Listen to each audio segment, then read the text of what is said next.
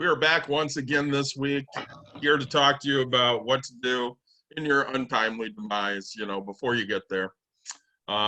Nick and Mike are with me again as usual. I'm going light tonight. I'm only going to have one. I'm drinking Red's strawberry ale tonight, and then I will switch to water. Nick, what do you got? I got the Nick Watkins famous holiday 5-pack because the sixth one is in my hand. Bud Light, Anheuser-Busch. I'm real excited for you guys to reach out to me. We're going to pop some Blue Label here and drink it up away. Mike, thanks for joining us again. What are you drinking? I still am finishing up my Blake's multi-pack, but I'm drinking the two that I didn't drink last time, which were the Triple Jam, which is a berry, and then the Grizzly Pear, which, as the name suggests, pear. We talked last week, and I had Mike over, and he brought one of those drinks. What was it? It was like cucumber or something, raspberry or something. That was Dave. I would not have brought anything. I brought with the cucumber, and then I had I had the blueberry one Mike had on Tuesday. Yeah. Oh yeah, I say. And so, that's right. Say David brought it over, and I had myself a good taste of it. So it was a real big shout out to them. That was pretty delightful. So very exciting. So one of the things people don't tend to want to think about is what happens when I die. So we're here to talk about what happens, to your family, what's left over. How do you best prepare for your death? Because let's face it, it's going to happen. You are not living forever. So, I think Ricky Bobby put it the best way, right? So with my rate of income and the way that science technology is going, I live to be 200 years old. I don't really think that's a thing. So first and foremost, if you're going to die and you have anything, you kind of need a will. Lots of different ways to accomplish this. You can get online and use some cut and paste type will programs. LegalZoom's got one. Yeah, they're legal. They're okay. If you don't have a whole lot, not a big deal. You can go the old tried and true route, call up your lawyer and say, hey, I need you to draft me a will. Cost you, $300-400. I had my will drafted. I was early 20s. Haven't changed it, really need to. So luckily, if you don't have a will, the one thing you want to make sure is everything you have that is an account has a beneficiary or, it's a joint account, because that way, people can get to your money. They're not locked. Yeah. Right, and so I say we're none of us are lawyers for a living. We actually we don't like to screw people over. So I'm just kidding for anybody that's a lawyer out there. So if you want legal wording for everything, right, go to them. We my wife and I, we have a will. It is a lined piece of paper that is notarized on the bottom. And I woke up in the middle of the night, oh gosh, I don't know, a year ago or something, because we were getting ready for vacation. And I was like, I'm about to hop on a plane and leave my kid for the first time. And so I just wrote everything kind of out and spelled it out and had it notarized real quick. So, right, it just stands for what it is. So, as David said, he hasn't updated his, but the good thing about a will is if you're still living and you're still conscious, you can change it. You have all rights to say what you want. I mean, we hear stories all the time of one kid turns to drugs and their life just goes to crap. And so, you don't want to leave them all this big chunk of money up front, and they're just going to blow it and probably end up in the same spot you are. So, right, you can set things up. Honestly, you can set things up so particular in your will to state exactly what you want. I mean,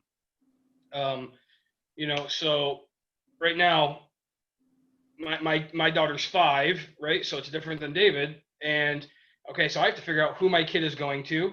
So I'd have that conversation with my friends and, or my family and be like, hey, we want this lifestyle. We want her to, and so then, hey, personally, we feel like we have to compensate those people for adding another child to their house, to their life, so they get some of the money. But honestly, all that money is my daughter's, and it's meant to be hers. And it's all written out that, she doesn't get it until she's older, and it's too, if she goes to college, she can collect some of it right away. If she chooses not to, then she doesn't get it till later on in life. And it's all spelled out like that, and it's got to be carried out that way. So, I think that's a huge thing. Yeah, and that's, basically what you're trying to do here is look out for the people you're leaving behind. So when I was younger and Caitlin was younger, it was spelled out. She couldn't touch the money until she was 25, but she had, somebody watching over the money. So that if she needed something, she could, call that person and they could dole out money as they felt appropriate. Because, I know what I did when I was 18 and I was handed $20,000. I spent the shit out of it. Oh, heck yeah, dude, brand new car, and then you don't remember your daddy no more. Yeah, well, that's just it. You spend it, and then you don't have the money, and you're like, oh, well, that was stupid. Yep. So, we do things like that when we're young. And instead, I wanted her to be taken care of. So she didn't get to, if something happened, she didn't get to just go and blow $100,000, $200,000, whatever it can end up being. Yep. So, I think like with us, right? So I mean, we're both married, but we talk about it, my wife and I, and so if my wife and I pass at the same time, for some reason, we're on a motorcycle and it happens, right? Like, nobody wants to think of these things, and nobody wants to think of how, but right, we see it and nobody wants to go through it, right? Nobody wants to be that person to have to put up a GoFundMe because they didn't plan for this stuff. So let's say I pass before my wife, right? My wife is on everything. My 401k, that goes to her. All my houses, it's written out that she has the choice to do it. I've talked to a really good friend of mine and was like, hey, will you help her manage until she either chooses to hire you as a manager, or until she will you help her sell it if she chooses? And right, my friend was like, yeah, no big deal. Granted, he's getting his percent when it sells because he's my go-to guy. It's you have to trust that person that's going to carry these things out, and my wife's not going to be left. Just because I'm gone doesn't mean she doesn't have a couple other people around her to help her through it. And that's the biggest key. But so we joked about it probably on a couple episodes, right? You're always worth more dead than you are alive if you have life insurance. So but right, so all of my money goes to my wife, if she's still around. If not, then it does transfer to my child. The biggest key is I don't want to pass tomorrow and have my wife be screwed. Like, I shouldn't be a burden, right? I shouldn't be a burden to her. I want her to only remember the good things. For the most part, I mean, it's going to be a horrible time. And just the same, right? If my wife happens to pass somehow and I'm around, her money comes to me, and I officially get to hire a live-in maid and a paid for wife at that point. We joke about that because I'm not going to cook anything and I'm not going to clean, so I got to have somebody. So no, it's So here's a good question for you, Nick, because I know through my job, I have somewhere in the neighborhood of $300,000 worth of life insurance if I drop dead. Yep. Now, you're not at your old job anymore. Correct. So what did you do? Because I'm sure they had life insurance on you, and then you had an option to pick up some supplemental life insurance for like $1 or $2 a paycheck. So what did you do when you left? Did you do anything yet, or? No. So I've lost that life insurance officially. So what I did was I invested younger, and my real estate investments is basically my life insurance, right? I financially set us up so that way, I mean, there's almost no guarantee. Nothing's a guarantee, but there's no possibilities my wife's not going to be able to walk away financially stable enough to get by in life for quite a long time. So, and she could, if she could have that, excuse me, she could have that monthly income, like I have right now, and just her life wouldn't change. She just have one less body to feed and, serve alcohol to. Or she can, just have a big pot and then, choose what she wants in her life, right? If she wants to go travel the world and experience things without me, she can cash out everything and do that. So I always tell people I'm self-funded when it comes to life insurance. I don't have a big enough savings account, right? We talked about 3 to 6 months. I have 6 months reserve. So, I tell people, like, my wife can, she can mourn my loss for 3 months, and then, right, it's time to get on that box and start selling things off and figure out what you're going to do, because we have that, that reserve.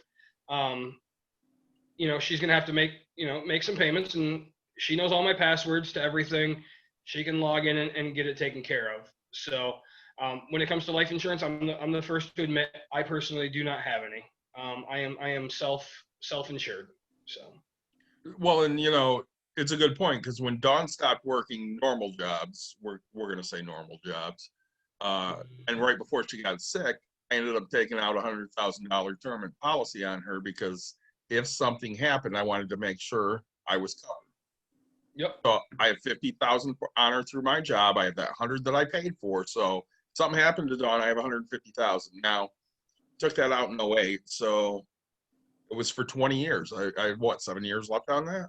8 years Yep. left on that? So it's not going to last forever. Term insurance ends, and we're going to get into whole versus life in a little bit here, and kind of break that down for everybody. But it's one of those things where Nick has his investments, which is his life insurance policy. I have life insurance, which is my life insurance policy. Sure. So, and this conversation kind of came up.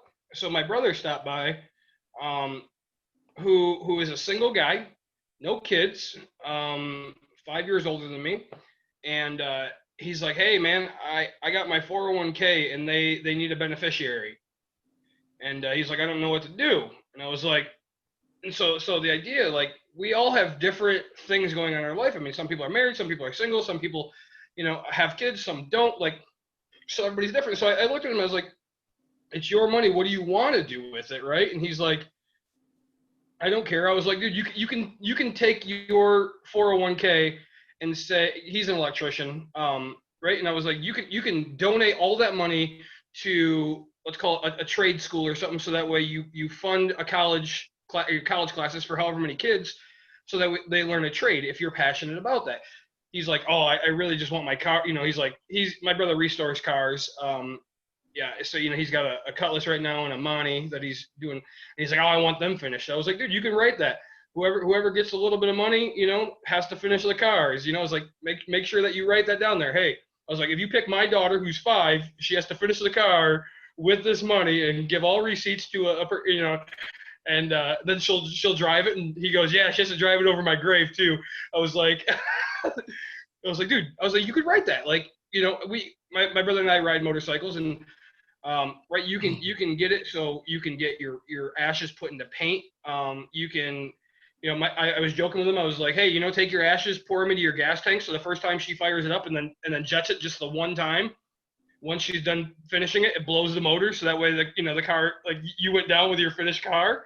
I was like, "You have this choice, man. Like, he doesn't have to worry about anybody." And I have a heart to heart. It's funny because my brother and I don't have heart to hearts very often.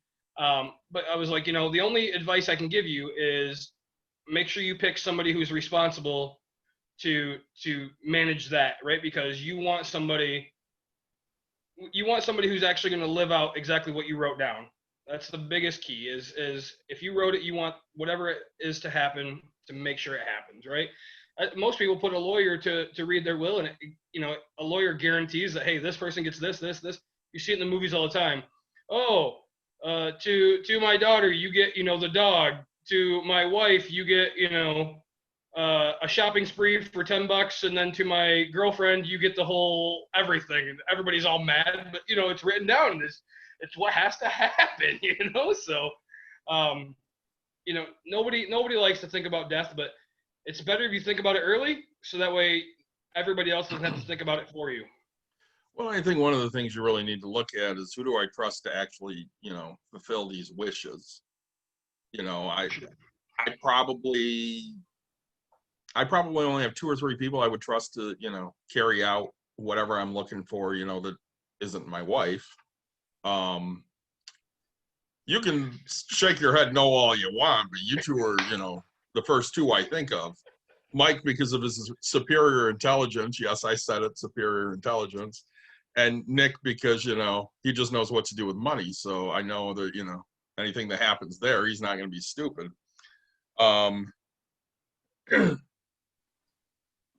So find people that are important and smart and close enough to you to do the things that you want done with whatever is left over. Listen, I think that rolls us into, right, it's called dual power of attorney, right? You want that person to, your power of attorney, right? You want that person to be able to do it. So I talk to my brother, and I love him to pieces. I do, right? He's my brother, and I will always be there for him. We fight, we do whatever. But, I said, hey, don't let your mom be your power of attorney, and he's like, why? And I was like, all right.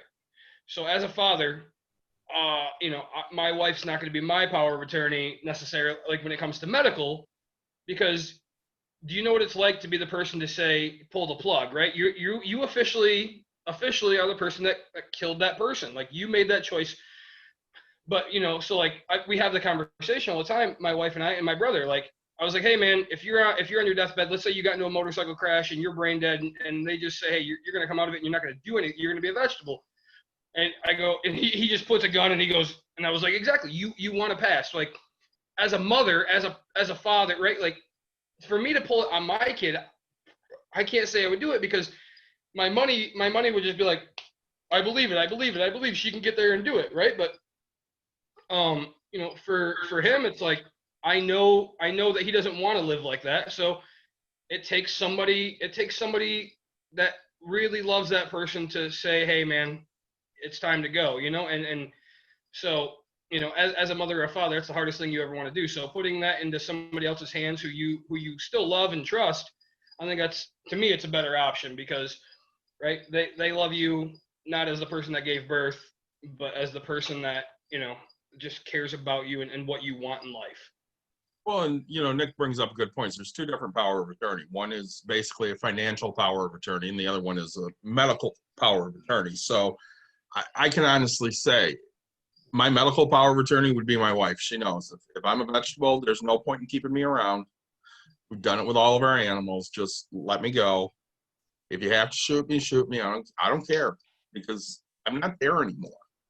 Yeah. But I wouldn't necessarily want to throw being the financial power of attorney on her, because, if I'm laid up or something and I can't make those decisions, that's hard to throw that on a spouse to say, hey, well, I know you're sitting here, worried about your husband, but here's all this shit you have to worry about. That's just not fair. I would rather, if it gets to that point, somebody else can sit there and say, yep, all these bills are paid. You don't need to worry about it. Everything's good. Yep. And to me, that's, again, it's something, right? I would have David do, right? Because he would just, my wife is spending that time in the hospital with me, right? David has no problem going into my account, just going click, click, click, click, sending my wife a message just saying, hey, enjoy that time that you have, because, right, he shouldn't have to worry about anything else. And when you have no worry and you can be there for your family and you can be there to do those things, that's huge to us. Like, all three of us you guys can see the passion out of us. We're emotional. we're passionate people. We care, man. And right there, we get the phone calls. Hey, can you come do this? Hey, and that's who we are as people. We'll drop everything to go help each other. So, right, take a look at,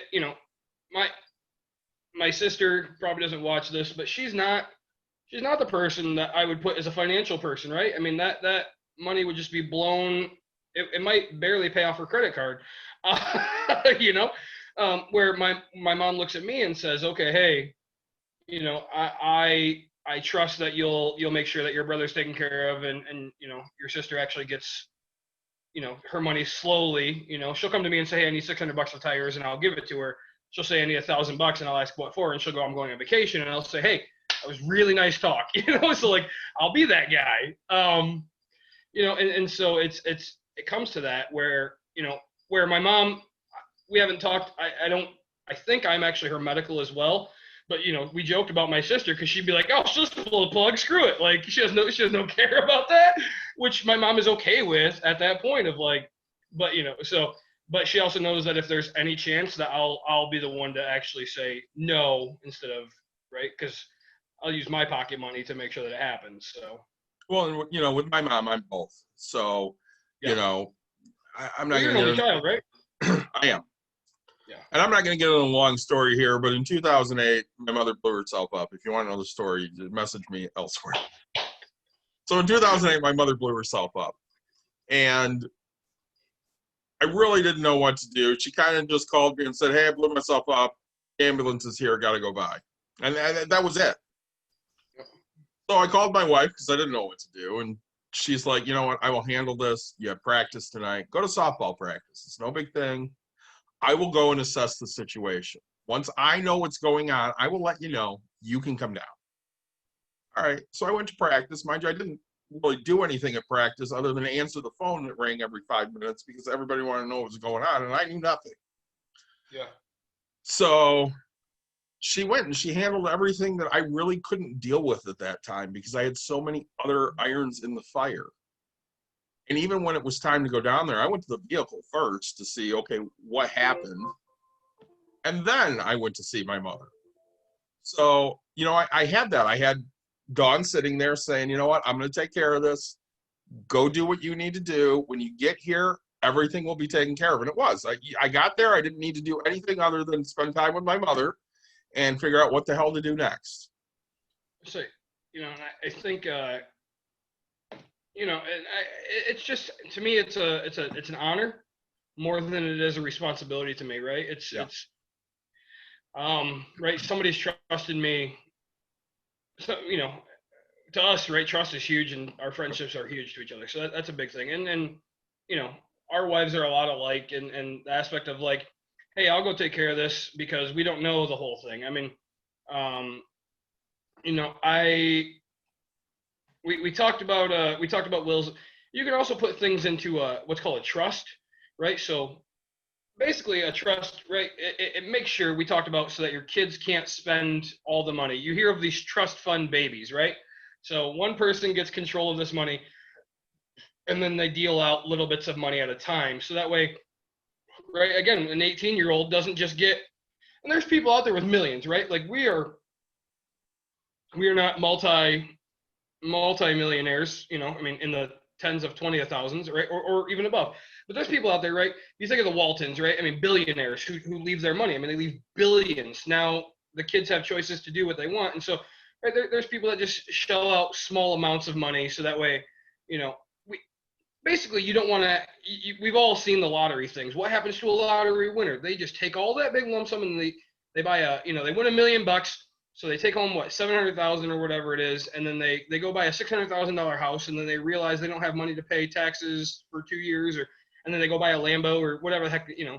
So their money's gone in 2 seconds. So basically, it just stops you from spending all that money. So, you know, when I buy real estate, I buy from some older people, and I can do land contract. Other times I can't. They're like, hey, I have to cash out because this cash out is going to go into a trust because some of it's going to go to this college. Some of it's going to go to make sure that my wife is, you know, good for the rest of her life. Some of it's going to go over here. And again, he wants to start a scholarship and he's like, I want enough money to be in the scholarship to build every year. So that way we talked about the fire movement. So basically it's the exact same type of a thing in the trust, right?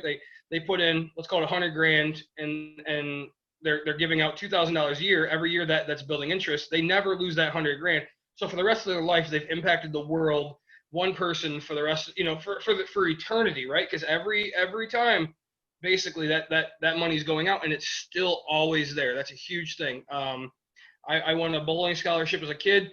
A lady set a bunch of money aside, and that's what she did. Put it in a trust, and it was the scholarship fund.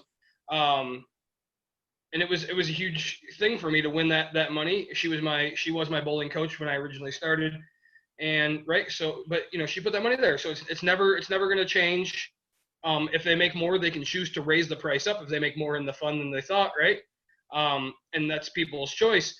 But forever, she'll impact one youth bowler every year for eternity, and that's a huge thing. Money can go a long way. Let's say, you know, I want to talk.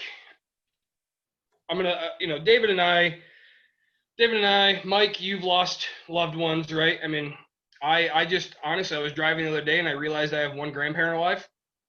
My wife is so blessed right now. She has all four, and that's huge. I didn't realize I was down to one. My father's father passed when he was 12. His mom passed 6 months after I was born, so I never met her. And my grandma passed almost 2 years ago now. And my grandma was my mom, right? David, he had an aunt who loved and adored just like a mother, and she passed. And so, we've all dealt with it, and it's a hard thing to deal with. But the good thing that we learn from these things is prepaid funerals, right? Um, my grandfather now, he has a he went through my grandma's funeral, and he's like, I want the exact same thing. And so we knew exactly what it was going to cost. We knew everything, prepaid the money. So now everything is written in the will that says, hey, I want this exact thing when I pass. Everything's already paid for. We have no worries now, right? So none of the kids have to talk about it. Nothing. We all know exactly what to expect. It took one thing to happen, for it to trigger the next. But did Aunt Sue have a prepaid funeral? Aunt Sue had nothing. She left it on me. Yep. As most things are left on me. And with her, she was adamant she did not want to be buried. Well, we didn't know what we were looking at money-wise, so I made the decision we're cremating her because I think burials are worthless and a waste of time and a waste of good space for low-income homes or whatever. Funeral to me is a funeral's fine, but a burial plot is stupid. Okay, I'm getting cremated. My wife's getting cremated. I hope to be dead long before my daughter needs to do anything, so she can figure it the hell out. My mom's getting cremated. This is just the way life is. And because Aunt Sue did not decide, yes, this is what I want, and I'm paying for it, she got what I gave her, which was we did a memorial service at the house. It was more just getting together and, talking about how we loved Aunt Sue. We cremated her. I buried half the ashes at her house. I buried the other half at my house in Plainwell, and that was the end of the story. And because we went cremation, it was $900. Right. So I doesn't matter my religion, but I grew up Catholic.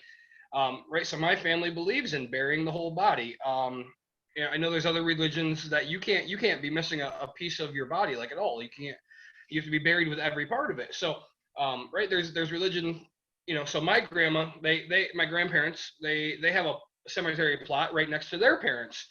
So we knew where my grandma was going to get buried. We knew every aspect of, hey, what she wanted. But she didn't pick out casket. She didn't pick out, all these other things.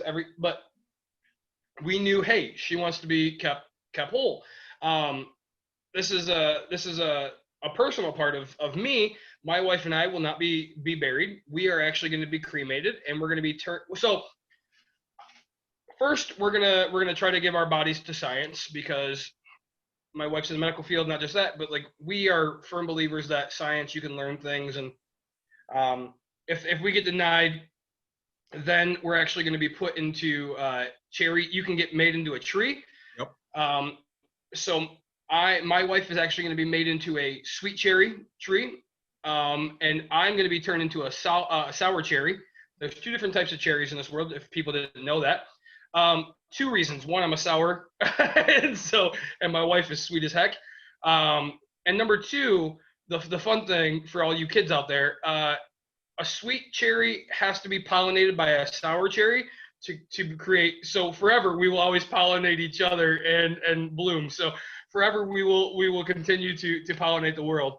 That was one really cool thing for us. I'm not excited to die, but I'm excited that, it makes me proud that something for the rest of my life, until, the next George Washington comes down and chops off the cherry tree. But So that kind of leads me into two things I kind of want to hit here. One of them is, so you've decided, hey, if medical science can use me, great. So one thing that's always been important to me is I'm an organ donor. I've seen people pass away that their family didn't know what they wanted to do and they couldn't make decisions. So instead of saying, yeah, take whatever you need, they're like, nah, we can't donate anything. If you got something in me that you can use, I don't care what it is, take it. I don't need it. I'm dead. There's nothing I can do with it anymore. You need my heart, you need my liver, but you're not going to need my liver. Use whatever is usable, take it and have fun. There might be an eighth that they can use and grow off of it, but so I'll be honest, I'm not an organ donor, and it's selfish, 100% it's selfish, right? I'd rather see my body go to science for things, but the only reason I personally am not an organ donor is because I cannot say I do not want my eyes donated. I have beautiful blue eyes, and I never want the opportunity for my wife to have to look into another person's eyes and see my eyes ever again. If they would let me say, hey, don't donate my eyes, I'd be an organ donor in a minute. That's why I'm going to science instead. The only reason is because my wife should never have to look into my eyes and see it by chance ever again. Yeah, and the other thing I really want to hit, so we talked about trust, which is great, and we talked about power of attorneys, which are great. And Nick alluded to the fact that he wouldn't want his wife to have to make the decision to pull the plug. So there's a great way to not have to stick that on anybody. Write a living will. Yep. Basically, your advance directives that say no heroic measures will be taken to save my life. Yep. So you can do that. You can, right? So we hear about it when we go into the hospital. DNR, which stands for do not resuscitate.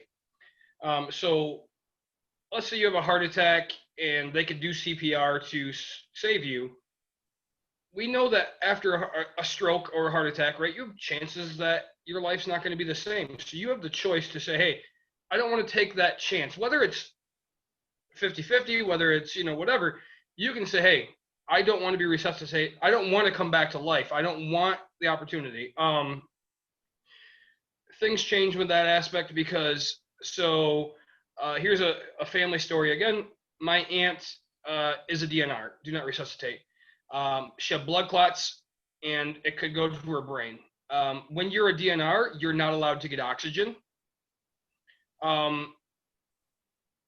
So she changed that because they're like, hey, if you just continue to breathe, we'll get this through.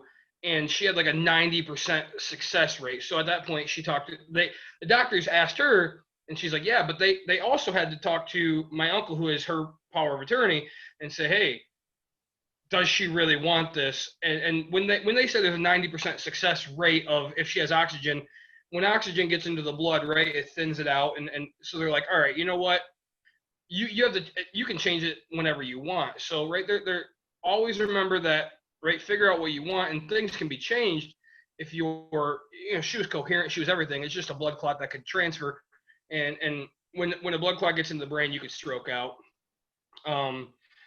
So situations are everything. So figure out at what point of life, to me, if there's a 20% chance that I'm going to be fine, I don't want to take that chance. If there's a 50% chance, man, pay that bill, right? Like rack it up. I say I'm a 50-50 kind of guy, but 25, I'm really on that border. But I know 20 or less, take me off, man. Like, because trust me, I am not the guy. Like I've been to the roulette table, right, and 36% chance of hitting it. Like I'm not good at that, so I'm. I say if 36% was a good chance, I'd be a rich man. But or technically it was 37. But I'm horrible at that. So I know I'm never gonna hit that. The 1 out of 37 spins, but 20 is basically like if a doctor is like, hey, he's got a 20% chance, my wife's like, pull it, see ya. And so think about things, where you want to be, who you want to be. We talk about my brother again, right? A single guy, and he lives his life wild and fast, right? So if he could never ride a motorcycle again, but he could talk to all of his people, he'd probably be around. But he would, he'd have a wheelchair that goes hella fast, right? Like he'd be like, look, I want that off-road thing that can climb mountains, so, but But if he couldn't do anything in life, no, he doesn't want that life. That's not a life that he wants to live. And I fully support it, right? If I'm in a wheelchair and I can still understand who my kid is, I want to be around. If I'm never gonna know who you are, or if I can't look you in the eyes and tell you I love you, like I don't want to be around for that, man. Like I don't want my kid, my wife to see me. They're gonna see me at my lowest, they're gonna see me at my highest, but I never want to not see who they are, right? If I can't watch growth in life, I don't want to be in life. That's just me. So, and I'm not talking about just blind. I'm talking about if I never comprehend it, right? So, don't think it's a blind aspect, but So this next thing I want to hit kind of goes hand in hand. You know, our whole life is digital now.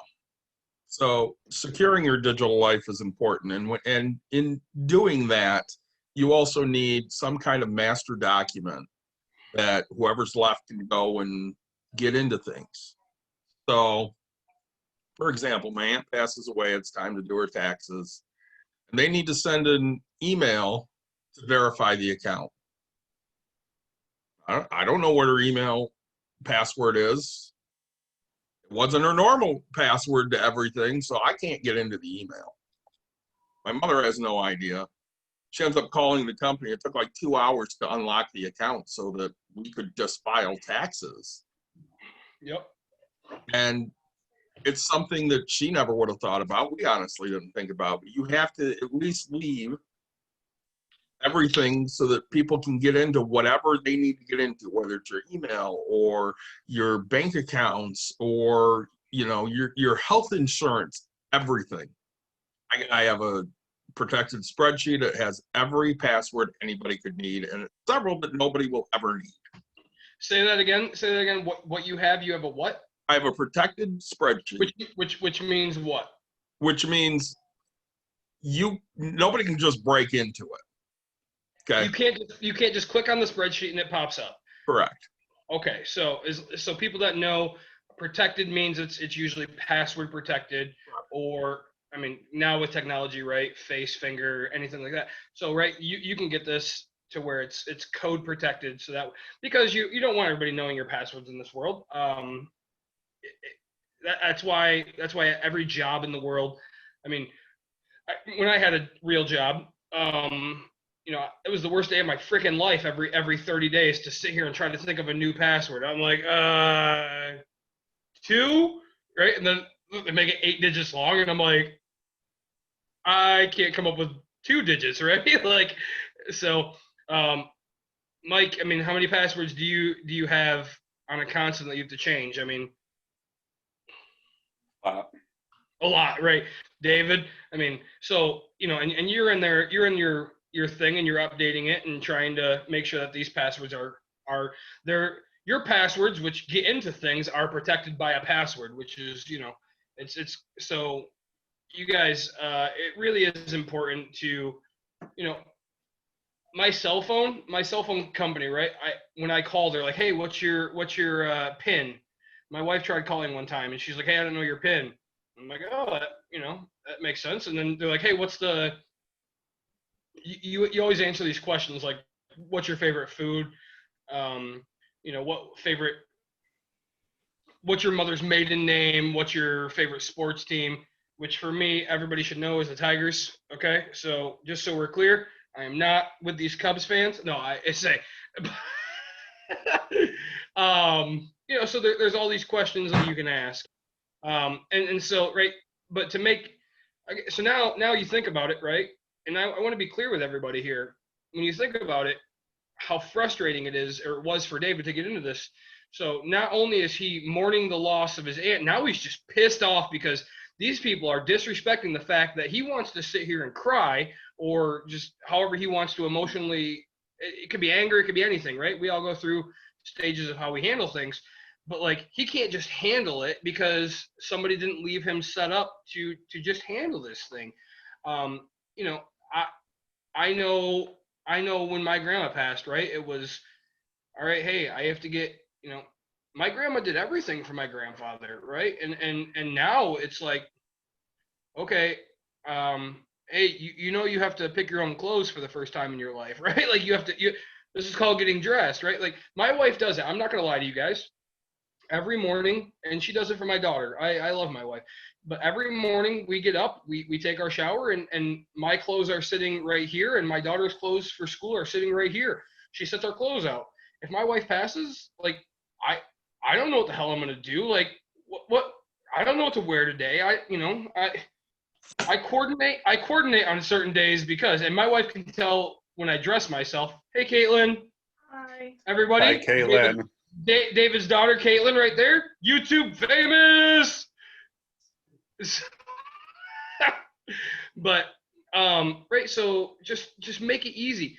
Make it easy for everybody else to It's funny because when we're alive, we always talk about, hey, Nick, if you die, what would you want?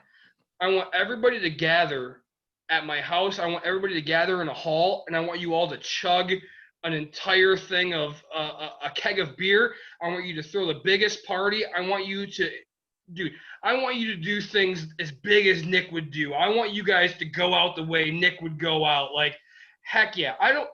Yeah, and there's going to be sadness, but dude, I want you guys to go, that was the greatest party of my life, right? And it's because I died, but like, I want that, right? There better be a DJ there. There better be a pig roast. I mean, this thing better be massive, in my opinion. And I won't get it unless I write it down. And like, I should write my will again that says if anybody cries, they don't get $1, but no. So, right, it should just be this, to me, it should just be this party, right? It should be, I want everybody to remember this, like doing these Tuesdays. Yeah, I mean, I rushed home today and whatever, but like doing this is awesome. Like, this is great. Like, I want people to remember every good thing about me. I don't want you to remember, oh, Nick passed, right? Like, never remember that. Like, I'll be honest with you guys, like, my grandma passing is hard for me every single year. It was hard for me.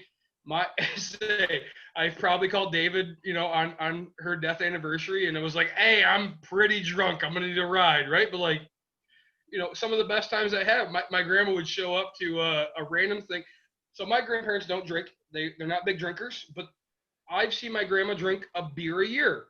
And so, forever, it was just like, all right, I'm going to go drink because this one's for my grandma, so like, I remember those good things. David and I met through softball and stuff like that, but like umpiring, softball, baseball has been a big part of my life. So like those things to me, I get goosebumps talking about it because it's that passion. It's that thing I want to remember.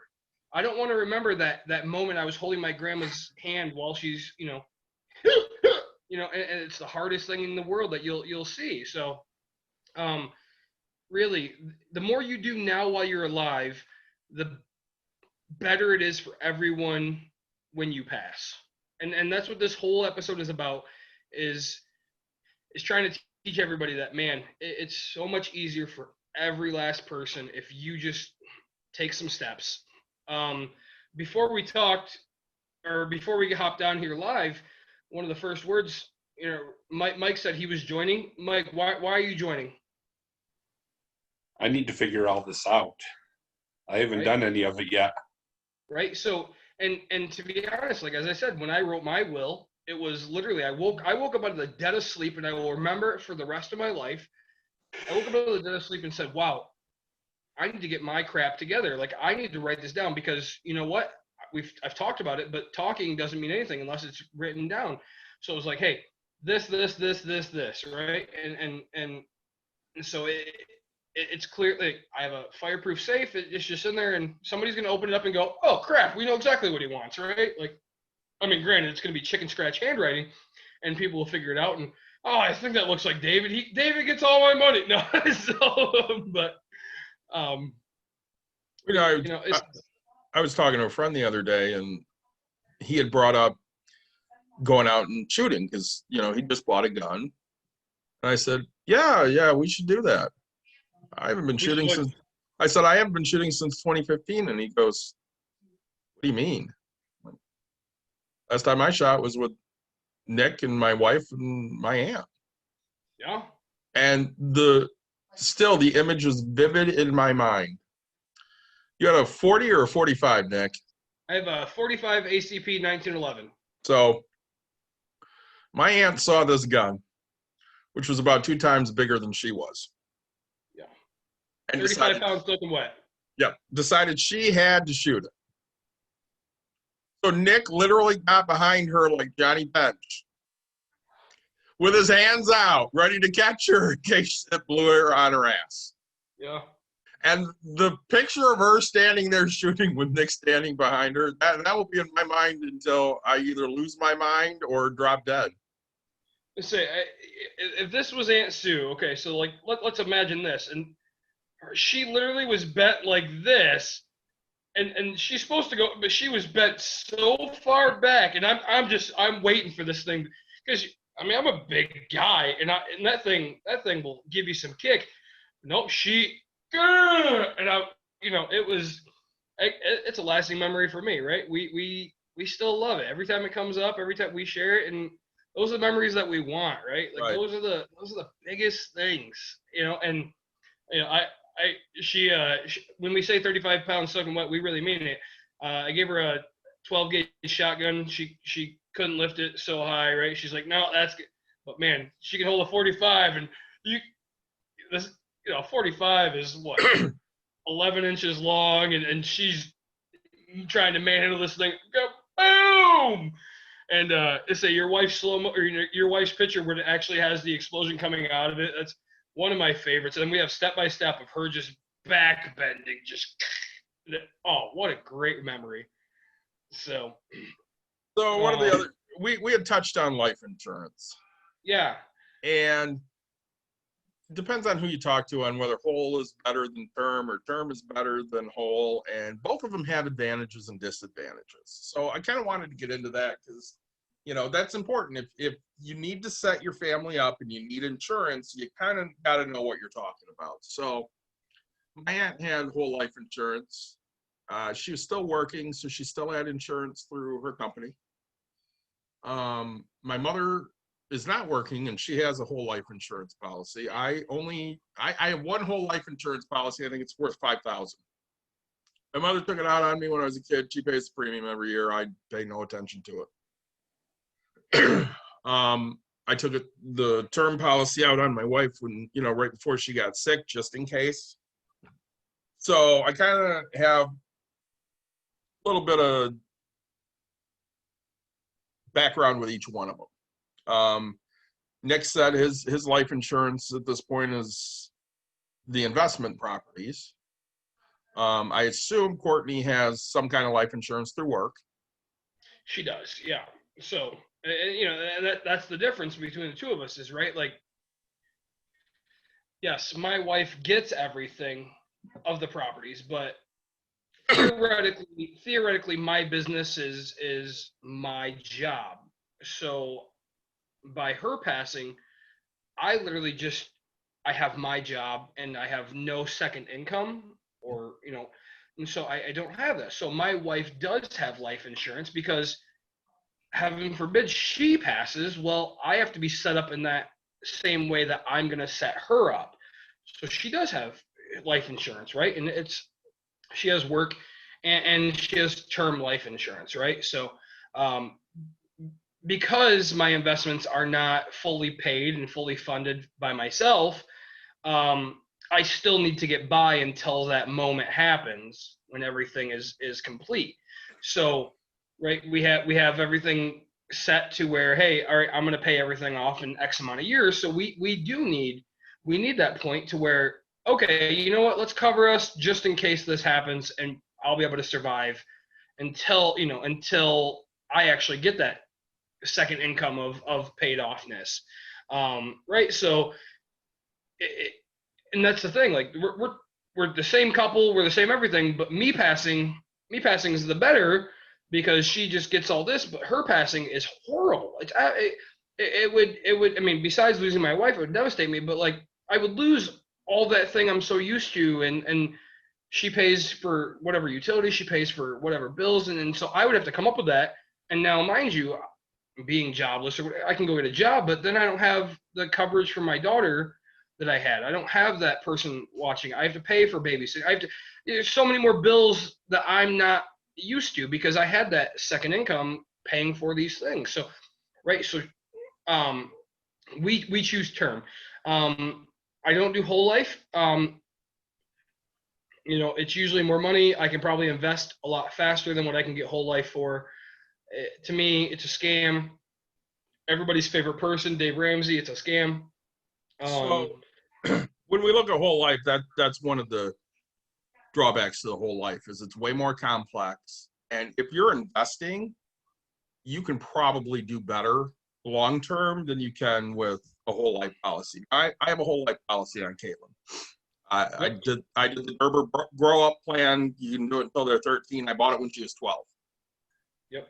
So it was $15,000 and it doubles when she hits, I don't know, 18, 25, something. I don't know.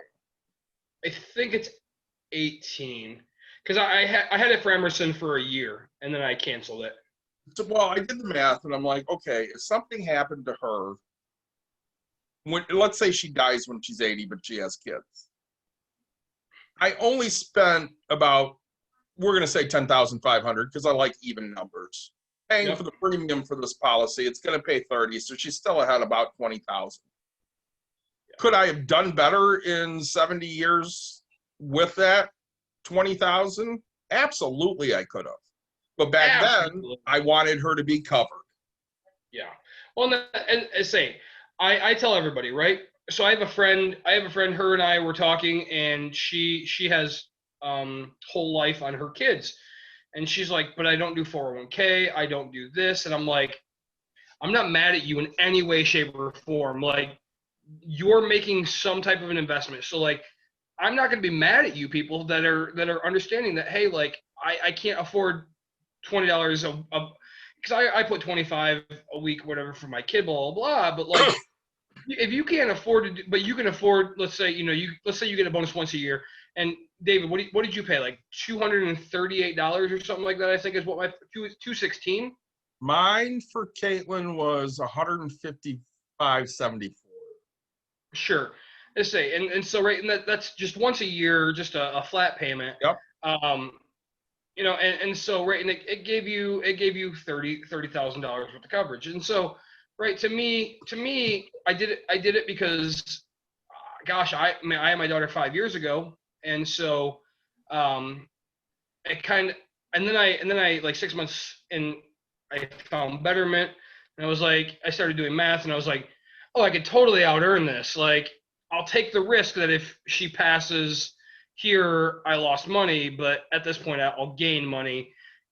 And I started the ball rolling on investment. So I got lucky in the fact that I was bringing in some type of money.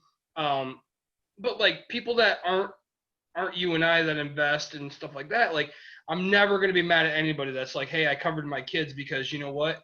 I'd much rather you be able to just be like, hey, this life insurance just pays for my kid's funeral, and I have time to take off X amount of months of work to mourn the loss, and that covers it, right? So like, when money buys, you can't buy time, right? But when money buys time to do the things you want, that's called success to me. Like, I don't care. We could debate all you guys want, but like that's success to me. When you can choose what you want to do and how you want to do it, like whether it's mourning, whether it's doing anything, I support whole life insurance in that aspect. Well, and when we look at some of the advantages, Nick, you hit them. So we know with whole life insurance, it's always going to pay. As long as you pay your premiums, it's always going to pay out. It's never going to expire. And it doesn't matter what the cause is. Right. The premium doesn't really change. It's always going to be the same. You can predict what it is.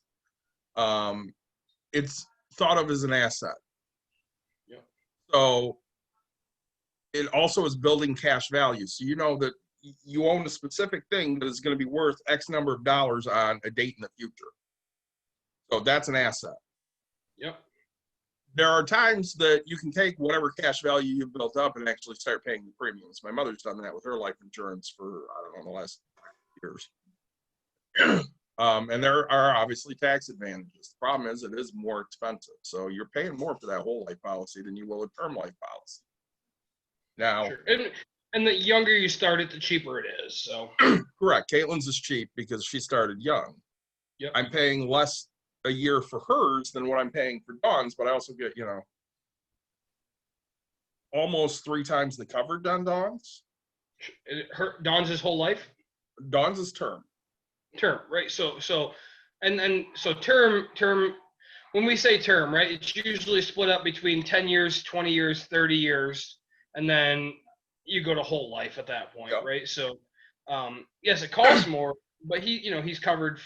And so, as he said, he has 7 years, and then it expires, right? So then he's wasted some money, and he'll only get part of his money back that he invested. But if it happens, then it's horrible to say it, right? But if it happens, he wins. If it doesn't happen, he loses. But he technically wins no matter what because It's still a win. he has his wife, right? So, but he has that coverage. He has that stability of financial, right? Everybody says money's not everything, and it's not. Money is not everything. Your family is, but without your family, you need that money to keep going with, right? So One of the nice things about the term policies too is you can convert it into a whole life. You can. It's not cheap, but you can do it. It's also very straightforward, very flexible. Now, Mike, do you have any coverage? Do you have any coverage at work for your kids? Yes, I've covered my kids at work. Okay. Now, do you have any policies for your children above that? Not yet. Not yet. Okay. So, and that I say, and it all I say. Now, are you investing any money monthly for your children? I have betterment accounts for them. Perfect.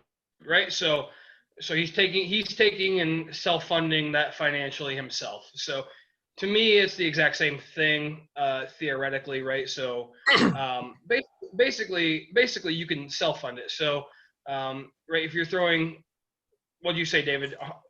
150 a year. Yep. Get you 20, will get you life for as a kid. But if you throw $200 a year, let's say, and your kid passes within 10 years, you don't make that money that you would have by having the whole life, but anything past that 10 years, right, you're going to make more money and you're going to have it invested. So you're really rolling the dice on when a tragedy is going to happen. So nobody knows the future, right? So I could back out of my driveway, and everybody hears it. Everybody hears it all the time. You could back out of your driveway and get hit by a semi. I mean, granted, if you live in the whatever, there's no semis down side streets, but I could back out and get hit by my neighbor. I mean, there's so many millions of things that could happen in this world that we don't know. I mean, as a kid, I could have jumped off of the top of what was the metal playgrounds at the McDonald's? What was the burger called? Mayor McCheese? The Hamburglar. Hamburglar. Yeah. So I could have jumped off the Hamburglar and just hit my head and passed and it would have sucked. I don't like hypotheticals. I don't, right? Because you can get into such horrific details. But guys, really, you should, if you're investing in your kids in any way, shape, or form, whether it's term, whether it's whole life, whether it's just a savings / betterment account / something. If you're investing in the aspect of it, right? We always want our kids to use the money we're investing for them, but there's a chance that we have to use it for our kids. Just the same as our spouses, our loved ones, anything like that. David, I want to touch back. You talked about you hate cemeteries and burying people. So this is a true thing. So I paid for the headstone for my grandparents, right? And I talked to my mentor in real estate, and I was like, I probably had the proudest day of my life. I had the money to pay for the headstone. And he looked at me and he goes, "That's awesome. I respect you for that," right? And he goes, but funerals are just a waste of money. He goes, it's just an ego boost to prove to people. He goes, you could get buried in a $10,000 or $100,000 mahogany casket. You'll never see it again. He goes, it's just to make you as a person feel good. It's just to boost up, right? So when we all pass, I mean, when David passes, everybody watching, you know David just from here or personally, but it doesn't matter, right? Like what happens to him doesn't matter to 90% of you. Mike, the same thing. Me, you people either know me personally and you're like, cool. But honestly, 99% of you people will never once come visit my grave. 100% of you people will never dig my personal body up because you're like, forget that guy. You know what I'm saying? So you'll never see that casket again. You'll never see any part of it's just a small ego boost, right? Like we see these parades for people. You know, when presidents pass, you know, you watch them and they get this multi-million-dollar parade, and it's to honor the person, and that's all it is to honor the person. But honestly, it's just an ego boost for the government. It's to prove that hey, we respected this person, but it doesn't give any financial gain. It doesn't give anybody. I mean, we're all from Michigan. Gerald R. Ford, right, was from Michigan. He president. No, I've never been to his gravesite. You? Well, I guess I kind of have because I've been to the museum, but it wasn't to see his grave. You know, Exactly. I walked past the museum and I saw, yeah, there's where President Ford's buried, and that's pretty much the extent of it. Because, like Yeah, Nick says, it's not that important to me. You know, even looking at historical figures in my life that are important, I can't sit there and say, man, I gotta go visit Walter Payton's grave. No, I don't need to do that. Yep. I say because why? You want to watch highlights of the great things he did. You want to remember all the good things. So, guys, it's really just remembering people for who they were, who they are now. I mean, so I think the biggest thing out of this week's topic is right. Just make it so everybody in this world and everybody in your life can celebrate your life instead of mourn your life. Not mourn, but pain your life and have the pains of having to deal with you being passed. I mean, none of us want to put that on people. You bring up great points, Nick. So Dawn and I used to fight about if she really wants a funeral with a visitation. Yep. And I'm anti-visitation. I don't need to go look at you when you drop dead, and I really don't want you to come look at me when I drop dead because I'm dead. I honestly don't care that you're there. I'm totally kissing your forehead and you'll never know it. You can do that. That's fine.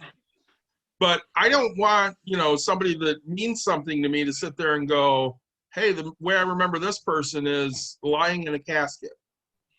I remember my grandmother telling me stories that when her grandmother passed, they took pictures of her in the casket because I guess that's a thing in the Polish culture. You take pictures in the casket. This is what I was told by my great aunt's boyfriend. Just so everybody knows, David is not full Mexican. Actually, he's zero Mexican. But so right, you didn't know he was Polish. He's actually Polish. It's a weird thing. Polish, Irish, and Persian. But anyways, they would take pictures of the deceased in the casket, and my great aunts asked my grandmother, "Well, do you want a picture of Mama in the casket?" And she goes, "No, what the hell would I want that for?" Yeah. I always thought that was the strangest damn thing. I don't want to remember somebody that way. You know what? You just brought it up to me because like I really want to be a cherry tree because my wife wants to, but like now parts of me really wants to be a piñata. So when you hit that shit, like boosh, like dude, that would be great. See, what you do, Nick, is part of you is a cherry tree and the rest of you is the piñata. I gotta ask my wife for this approval, but I'm totally down for that. Like it'd be creepy and awkward that like everybody has like a piece of me on them. But dude, there's not a doubt in my mind my brother would be the first one up there with like a big old baseball bat, just wham, hits a home run. Like, dude, I'm totally in for this now. Well, see, and Caitlin knows when I pass away, I want her to sprinkle a little bit of me outside Wrigley Field, so the cops don't see her and arrest her because you're not allowed to do that. Yep. Take a little I bit, got you. spread it in Hawaii, and then, put the rest of the house in Plainwell with all my animals, because that is the one thing I do bury is my animals. Why? I don't know. I just always have. It's cheaper. No, I fully agree. Right. So we touched on wills, we touched on trust, we touched on power of attorneys, prepaid funerals. Look into it, right? So that way it takes the guessing game out of everything. We touched on life insurance. We can Hold go that into so thought much for a detail. minute. Hold that thought for a minute. I'm going to pause for a sec. All right, we're starting back up because I asked Dawn to come in for a minute. Dawn used to manage a cemetery, and she is very aware of what would happen with people that didn't set up beforehand. So can you just kind of talk a little bit about the pain that it is if you don't prepay your funerals? So there is a difference in cost between pre-need and at-need services, both at the funeral home side and at the cemetery side. If you do pre-need services, you can actually make payments up until the time that that's done, and it locks in that price from the day that you do it. If you wait until the time that you pass away, you have to have everything paid for up front. And I know a lot of people indicate, well, I have insurance and my insurance will pay for it. Yes, it can. However, the insurance usually takes a while to pay out, and it can take a while to get those funds. But the funeral home, sometimes is able to, figure out what your insurance amounts will be, and they can kind of give you a loan for that amount, and then they can pay for the services at the cemetery. But it really just depends on the funeral home themselves. Not everybody's able to do that. And even if they are able to take and figure out what those amounts will be, you're still paying more than if you went and did it right now. There's two different costs. So that's definitely a good thing to do. The other thing that's really good to do is that if you know right now that you want to be cremated, you need to make sure that that's noted somewhere, whether it is by having a funeral cremation contract taken care of, or whether you have it noted in your will. Because, for example, let's just say, like in this case, my husband and I and my daughter would be the ones that would be left if David died. Well, he wouldn't have been left. I said that wrong. But his mom, me, and our daughter. I would be the next of kin because I'm his wife. However, if he didn't have a cremation contract and if we didn't agree with what was happening, technically another family member can dispute that, and then it becomes a big fight. And funeral homes and cemeteries are unable to physically do a cremation for you because you're physically doing something to the body. I had seen several families where they were not able to do a cremation for that individual because, well, so-and-so told me that's what they wanted, but they had not indicated that as their wishes anywhere. So the funeral home, or us, in that case, the cemetery, because we had a crematorium, we were not able to do a cremation for that individual because two other family members were arguing and they just would not get on the same page. So that becomes a heartache for the family where, one family member says that's what they want. The other family member says, well, they don't know that, so they don't feel comfortable. Or maybe that's their own wishes and they're not for the side of cremation. So it just becomes a lot of heartache. There is a lot of advantages to taking care of your needs as much as you can. I know it's something nobody wants to think about, but it really is important both for price and just for the comfort of when you pass away. Your family has so much that they're dealing with already as it is. The last thing they need to be dealing with is all of this business stuff. So let me ask you, right? So you now all of a sudden we have a professional here. So you worked for a cemetery. I was a family service counselor at a cemetery. Yes. This is huge. Okay, so now you're saying I lock in a price. So we talked about I bought my grandma's headstone. I could have gotten it cheaper if I would have bought it. If I would have bought it years ago, or I could. So now, do we charge interest on our payments? It really depends on the cemetery that you work with and or the funeral home. But when we did pre-need services, we came up with here's what your locked in price would be for everything if you were to buy those things a day, and then they just make payments. There was no interest on our So- particular plans.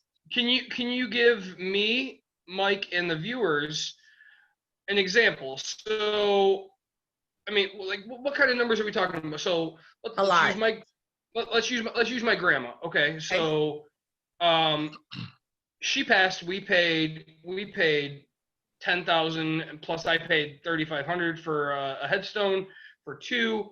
I mean, right? Like, your face is telling me that. So now, okay. So we did it all when she passed. Now, if I would have prepaid, or my grandfather would have prepaid. I mean, how much are we talking here? How much are we? What is this savings besides emotional, financially? What's the savings?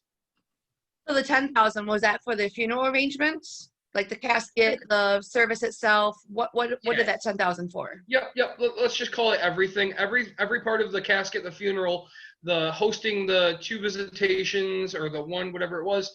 The luncheon, all that. So, like, I mean, if I would have prepaid for all that, so my grandfather has a prepaid. I don't know what the heck that cost anymore, because he said I want to do the same thing Grandma did. How much are we saving?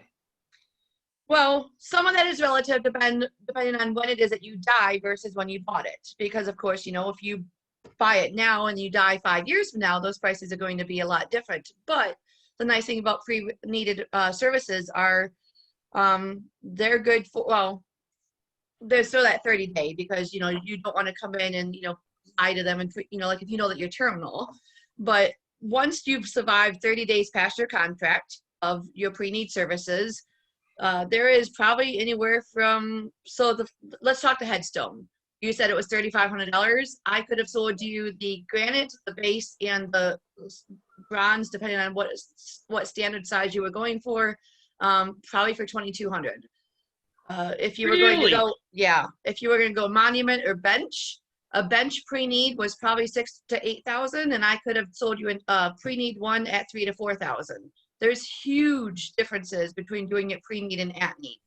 Some of it is because of the fact that you're kind of buying into a program that you don't need right now, so they don't have to rush it. They don't have to get it done. They don't have to do all these things right now, but you're giving them money for the one day.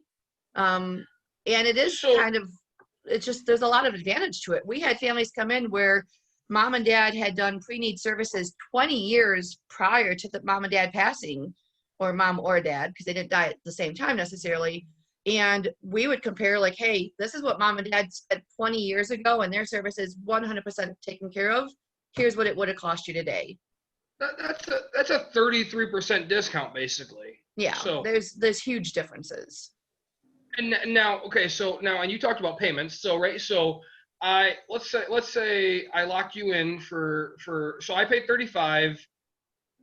Granted, I paid 37, but let's say I paid 35. You said you can get me for 22. If I make payments on that 22, how much interest do I pay on that? If I don't use a credit card, if I just pay with you guys, how much does that cost me? We didn't do interest. That's what it was for $22. And you had we did 1 or 2 year contracts. It really just depended on what it was that you could do, but they were 0 interest. It was just basically you're making your payments every month.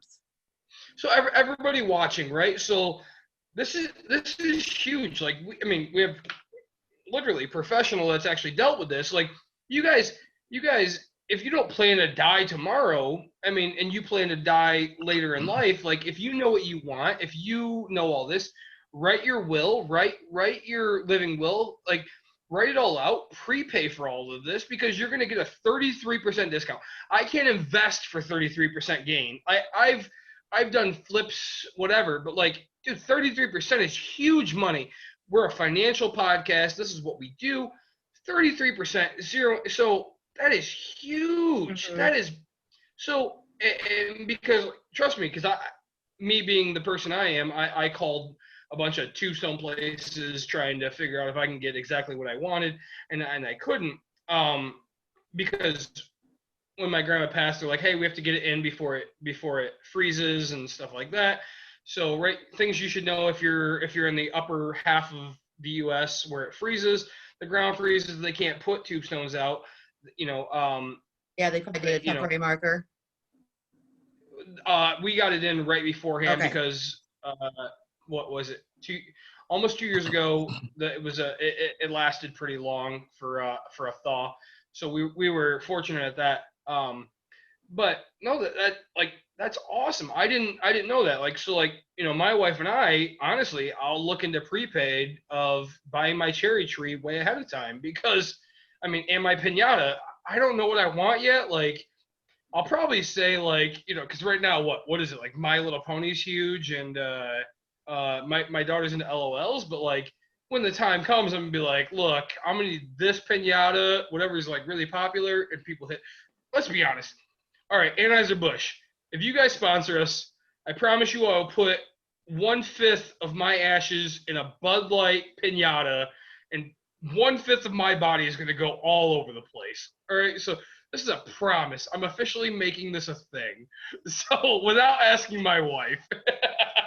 So no, that prepaid is that much cheaper, guys. I had no clue. Oh, yeah. Honestly, I'm Both so on the much funeral into end, this. both on the funeral home end and on the cemetery end. If you can So, either lock in so, both of them or one or the other. so now you've dealt with casket prices. So I don't know what we paid for casket, but so now let's say I mean, we're getting 33% on a casket discount for paying it up front. Because I know Costco sells the kiss casket, which everybody wants. I mean, run out and get. Honestly, I want 5% of my body to go in a kiss casket and then, like, push it out to the ocean. Dude, I'm splitting my body up into way too many fifths. But this is gonna be great, dude. Well, I'm gonna be all over the world. when you're dead, they kind of have you over a barrel here. They can do anything they want money-wise because you're not going to just sit there and hang on to a body. Well, Well, yeah, and you're emotionally attached to it, so you make emotional decisions, which is huge. So honestly, everybody watching, like, I know we talked about life insurance and that's huge, and we talked about wills, but, like, I really think prepaid services is a huge thing to start thinking about. And again, it's funny because you two, right? So Dawn wants to have an open casket, and she wants a visitation. David wants, like, I'm not, yeah, I wanted to, but that's not his wishes, and I'll respect what he wants, but it doesn't make me happy. But we've had the talk. I told her before, do whatever you want. It's just not my deal. Right. well, the funny thing is like, when David dies first, you still get to change and you get to pick whatever you want. So Caitlin has to, like, and everybody I mean, even though they're different, she still gets to pick what she wants. And as David said, it's whatever makes her happy. I mean, that's what a wife and husband are, is happy wife, right? I mean, no, it's happy spouses. We really need to come together. My wife and I chose cherry trees. We talked about that. It's huge. But wow, prepaid services 33% discount just by prepaying. And But that, now, and mind you, that's without uh prices going up. David, what's that word for prices going up? Inflation? Inflation, yeah. So right, so that's without inflation. Like, back in the day, it cost $100 to bury somebody. You could rent a backhoe for $5. Now it costs you 500. So, Well, like, and imagine so if your grandma had paid for this, 40 years ago. yeah, that's crazy. What a huge savings it would have been. It would have been like $2,000.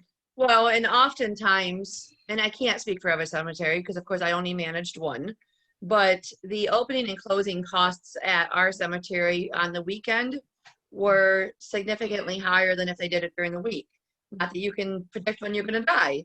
Everybody die on a Tuesday, so that way they can have it, like, right. So if you can pick your death date, just no. So On the opening and closing costs for the ground, like after 3, were different than if they were earlier in the day. But really, oh yeah, Weekends are more expensive our than costs weekdays. were $500 just to open the ground if it was a casket burial. Except for if it was on the weekend, it was $750. It jumped $250 just because it's after 3 or the weekend. The nice thing is that those prepaid services, if Dad had prepaid, everything, it didn't matter when they did it because we had to honor it. No. So, like, yeah, let's be honest. So I know personally, I'm gonna walk to my mom after this conversation. I'm gonna walk. I'm gonna call my mom and I'm gonna say, hey, look, we need to have a conversation because this needs to happen. Like, we have this conversation a little bit, and I know kind of what she wants done, but to prepay for it now, that's huge. Mm-hmm. David, I mean, you're you have your mom. I mean, are you gonna have this conversation with her? I mean, granted, you have the wife that knows. She really took care of everything back when my grandma So it's already passed. done. Yeah. Benson? She prepaid grandmas, she prepaid shitheads, and then she took care of her own. Yeah, say by shithead he means his daddy. But No, what I Grandfather. But no, we don't not talk my about- grandfather. We talk about the asshole my grandmother married. yeah. So and then Benson, now I mean with this knowledge of 33%, like are you at all thinking of prepaying for anything? For yourself or Yeah, I'll prepay for my cremation. which dude, like so it's funny. Okay, so here's a thing. So I live in Grand Rapids, Michigan, just outside. Okay, cremation here is David said, Aunt Sue $9.50. cost $1,000. What's that? $9.50. $950. My wife and I just went an hour and a half up north, a town called Newago area, and you see billboards, and it says basic cremation starting at $1,250. So like, right, prices around. I mean, because there's so much less population, they don't get as much service of dead people. The prices are higher. But like, man, these prices are going up. And how much was a cremation? You worked there how long ago, Dawn? Yeah, it was a while ago. It's been Do quite a while. you know what But I still cremation keep in prices? contact with the lady that's there now, and we still discuss prices here and there. Do you know how much cremation was back in the day? We did full body for $650, so it's gone up. Yeah, that's huge. I mean, like, would you work there 10, 20 years ago? 17 or so. 17. So almost 20 years, and we've gone up. Oh gosh, almost. I mean, if you go to New, that's 50%. That's 50% in the 20 years. So if you could save 50%, plus you're saving 33% on prepaid, like you guys, like this is a huge thing that we just came into on a financial thing. This is huge. Well, the other thing is that a lot of times, because of course, when you've lost somebody, you're making emotional decisions. You're not necessarily making financial, good, smart decisions. Oh, for Right sure. now, even though nobody wants to have the talk about, what happens when they die, and they push it to the side, and like, we'll talk about that one day. The easier, the faster you can have that hard decision now, you can make those decisions, and you can make educated opinions. Where when somebody dies, they come in and they're like emotional and they're making all these, I just want to do what's best. I just want to do what's best. And they end up spending so much more even just for that reason alone. Yep. Because they want to take care of that.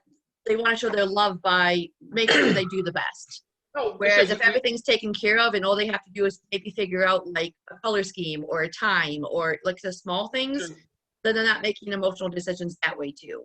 Yeah, no, we talked about that because I say it's literally just self pride at that point, to boost your own personal ego. Nobody sees it at the time. Nobody sees it 90%. But like when you look at it, like again, for David and I to pass, it cost us $1,000. For Gerald R. Ford to pass, it cost a couple $1,000,000. So granted, you have the money and you're proving that you have the money. That's completely fine. But like the same amount of people cared about you when you passed as they do when you didn't pass. I mean, we Princess Diana, we seen it on live TV. I remember being a kid. We talk about it, but it's not a thing that has changed my life in any way, shape, or form. So that's awesome to know. So prepaid, guys, really, that's a huge thing for all of us to learn. That's huge. Oh, that, and I on. really can't stress enough that if you know that you want to be cremated, the faster that you have that, in writing somewhere. I saw so many families fighting and arguing, and at the end of the day, the cemetery and or funeral home, they can't physically do a cremation unless everybody agrees or unless there's a cremation contract. Because let's just say I wanted to be cremated, but David was against it. If I have something in writing, it doesn't matter what David's thoughts are. But if we've had the talk and then say, somebody else steps in, be it my daughter or whatever, now I'm getting buried, and that wasn't my wishes. Well, so right, exactly. So David wants to be cremated, and so now David's is written down. Like you're pro burial, pro casket, pro getting buried, right? And David's not. So now you can't fight that because it's written down that says Right. David has to be cremated. That's a big thing because, and we do see it, right? Granted, David's an only child and stuff like that, but right, we have to see that type of stuff is like the and I see it even in my not my family, but like my mom and her when my grandma passed, like the kids are like, oh, blah blah blah, and I'm like, stop fighting, stop caring. Like honestly, it just comes to the point of like, shut up, I'll just pay for it because I'm done with it, right? Like I want you people to enjoy your mother, or even when my mom passes, like my sister has no say in it because it's gonna be written out like, hey, this is exactly what I'm gonna hand us. I should be able to hand a paper that says this is exactly it. I'm gonna show up and I'm gonna be in a full like Dumb and Dumber suit, right? Like bright orange, like here you go. Like this is what mom wanted. So no, that's great to know. That is I think honestly Courtney and I are gonna look into that a heck of a lot more. So Yeah, nobody wants to have that talk, but it's very important, both emotionally and financially. For sure.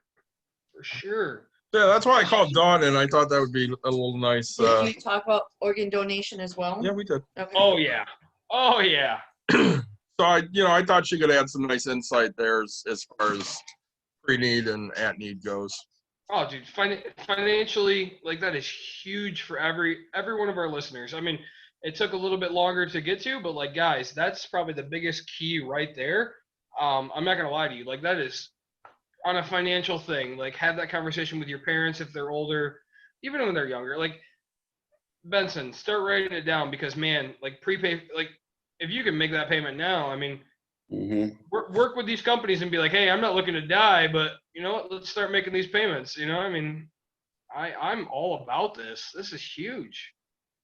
So, all right. Say as always, like, subscribe, share. Skip forward to the last little bit, which you won't see that until you get to the last little bit. But I say, Anheuser-Busch, thanks for the holiday 5-pack. We're down to 1. I appreciate it. I can't wait to get put into Bud Light Pinata and hit it all over the place. It's great having this conversation. It sucks, but it's got to happen. I'm going to thank Reds, who is owned by Miller Coors. Miller Coors, if you'd like to sponsor us, we are more than happy to take that. If they sponsor us, I'll drink Miller. I'm not going to lie. Go. I mean, granted, Anheuser-Busch, like, I hope you guys sponsor us first, but whoever wants to sponsor us, we'll drink it, even if it's an IPA. Fact. So we'll be back Benson, next week. Figure out what we're going to talk about. Mike, you got any last words for everybody? Not really. Okay. I've been listening mostly. Good man. Well, hopefully you picked up some good stuff here. And I did. good. And Nick, go ahead with your like, subscribe. Oh, say it. I already did it, but we'll do it again. Do it again. Like, subscribe, share. It's located in the corner. One of them looks like a bell, and we all like to hear a bell ring. So put that thing there so that way you get pop-ups that say, "Hey, Nick and David are talking. You guys need to listen." Okay, this is a big thing for us. So I really appreciate this. This was as bad of an episode as it was. It was a very fun episode and very informative episode. I really we just want to care about people, and we want to care about them in the best way. So we want you to care. We want you to care for your loved ones. So all right. Well, we'll see you guys next week.